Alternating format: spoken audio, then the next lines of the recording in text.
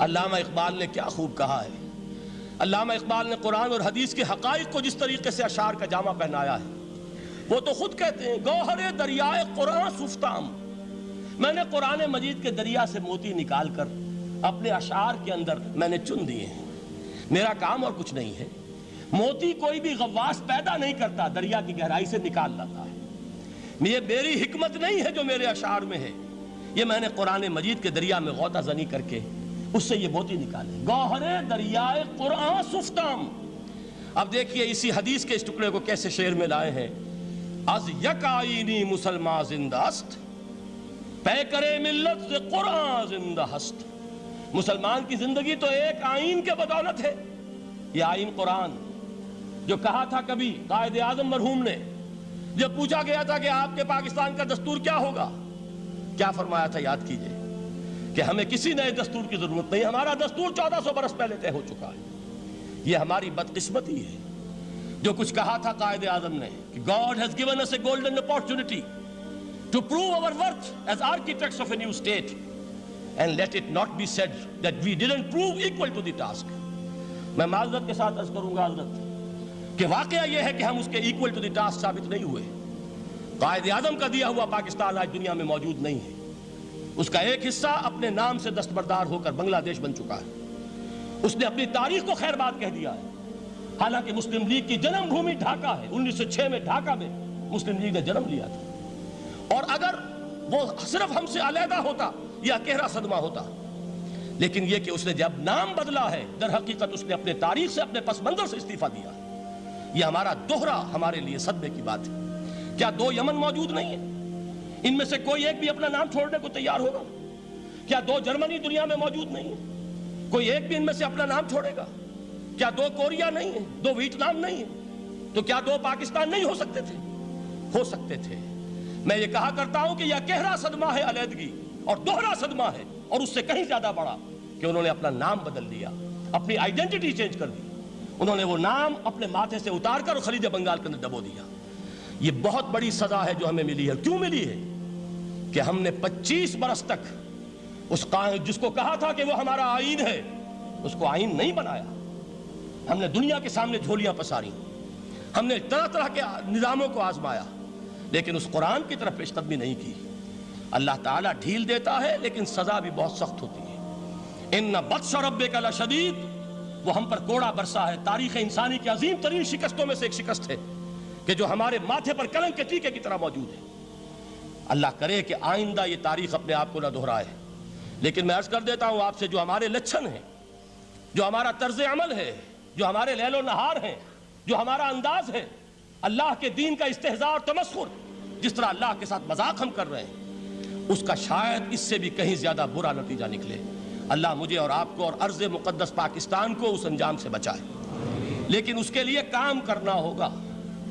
صرف کہنے سے بات نہیں بنے گی، کمر کسنی ہوگی، ہمت جو ہے پھر انسان کو اثر نو، ایک نئی تعمیر، ایک عزم، ایک ہاتھ میں قرآن اور ایک میں تلوار لے کر یہ امت پھر دوبارہ میدان میں آئے۔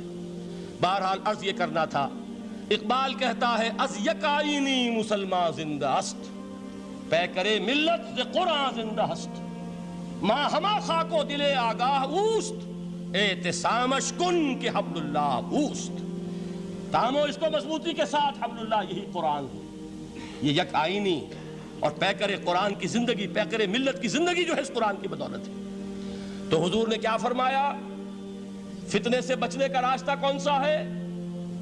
کتاب اللہ فیہ نبأ ما قبلکم وخبر ما بعدکم وحکم ما بینکم وہو الصراط المستقیم وہو حبل اللہ المتین وہو الذکر الحکیم۔ ایک 3 جملے اور سن لیجئے۔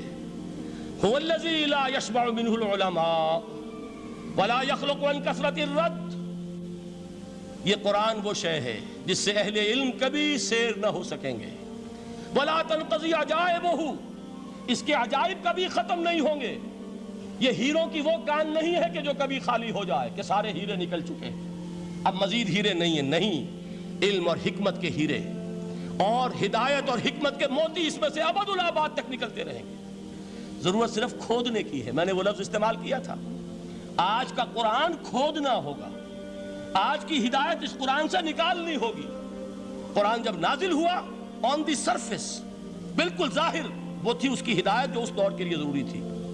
ہمیشہ کی ہدایت اس کے اندر رکھ دی گئی ہے، اس میں مضمر ہے، اس میں چھپی ہوئی ہے، اس کے لیے تدبر کی ضرورت ہے۔ کتاب انزلناہ الیک مبارک لیدبروا آیاتہ ولیتذکر اولو الالباب، لوگ تدبر کریں، اس کی گہرائیوں کے اندر غوطہ زنی کریں۔ لا تنقضی عجائبہ، اس کے عجائب کبھی ختم نہیں ہوں گے۔ ولا یشبع منہ العلماء، اہل علم کبھی اس سے سیر نہیں ہوں گے۔ آپ کو سخت بھوک لگی ہوتی ہے اور کھانا کھانے کے تھوڑی دیر کے بعد اب آپ کا ہاتھ رک جاتا ہے، سیر ہو گئے، بہترین کھانا ہے لیکن نہیں کھا سکتے۔ اگر عام حالات میں وہ آتا تو کبھی نہ چھوڑتے، لیکن اب وہ آپ کا میزبان کہہ رہا کچھ اور لیجیے، تناول فرمائیے ذرا، یہ بھائی نہیں میں اب بھر چکا، یہ آپ کہتے ہیں کہ نہیں؟ حضور فرمایا یہ قرآن وہ شے نہیں ہے جس سے اہل علم کبھی سیر ہو سکے، ان کی پیاس بڑھتی چلی جائے گی، ان کے اندر quest of knowledge, search for wisdom بڑھتی چلی جائے گی۔ کبھی بھی انسان یہ محسوس نہیں کرے گا کہ مجھے جو لینا تھا میں لے چکا، بلکہ یہ کہ جیسے جیسے قدم آگے بڑھیں گے تہذیب کے، تمدن کے، علم کے، اتنے ہی قرآن جو ہے وہ آگے بڑھتا چلا جائے گا ہر دور کی رہنمائی کے لیے۔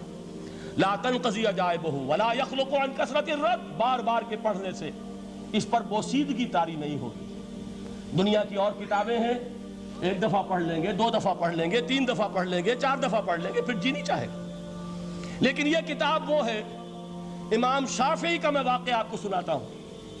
وہ یہ کہتے ہیں کہ ایک مرتبہ میرے ذہن میں یہ سوال آ گیا کہ اجماع کے لیے بھی قرآن مجید میں کوئی سند ہے، دلیل ہے؟ سب مانتے ہیں کہ اجماع جو ہے سورس ہے قرآن کے اسلامی قانون کی، جس پر کہ امت کا اجماع ہو جائے۔ تو کہتے ہیں میں نے 300 مرتبہ قرآن پڑھا اول سے آخر تک، صرف اس دلیل کی تلاش میں۔ 300 مرتبہ مجھے نہیں ملی، 301ویں مرتبہ جب پڑھ رہا تھا مجھے روشنی مل گئی۔ وہ یبتغی غیر سبیل المومنین کے جو الفاظ آئے ہیں، نولہ ما تولی ونصلہ جہنم، جو کوئی شخص مسلمانوں کے راستے کو چھوڑ کر کوئی اور راستہ اختیار کرے گا ہم اسے اسی کے حوالے کر دیں گے اور جہنم میں پہنچا دیں گے۔